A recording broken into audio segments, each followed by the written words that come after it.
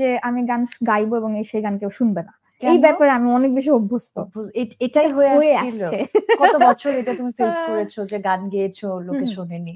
আমি প্রথম মৌলিক গান গাই সেইভাবে যদি বলতে যাই, রিলিজড মৌলিক গান গাই আমি প্রথম 2014 তে। আচ্ছা। তো সেই গান কেউ অ্যাজ ইউজুয়াল শোনেনি।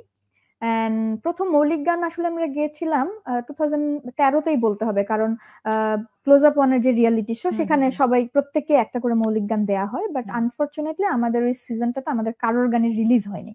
বাট আমি ওই সময়ই প্রথম মৌলিক গান গাই অ্যাজ ইউজুয়াল, সেটাও কেউ শোনেনি। তো সেটার ধারাবাহিকতাই আসলে চলেছে অনেকদিন, যে আমি গাইছি এবং সেই গানগুলো আসলে কেউ সেরকম ভাবে শুনছে না। ব্যাপারটা তো মন খারাপের।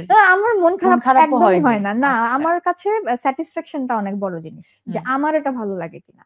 হ্যাঁ, আমি আসলে ওই জায়গা থেকে, ওই ভাবনা থেকে গানগুলো গাই।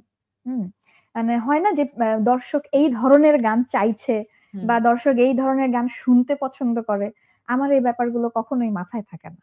তো যেটা হয় মানে এইটার ফলস্বরূপ হচ্ছে আমার গানগুলো আমি দেখেছি খুব সার্টেন কিছু অডিয়েন্স আছে যারা আমার ওই গানগুলো শোনে।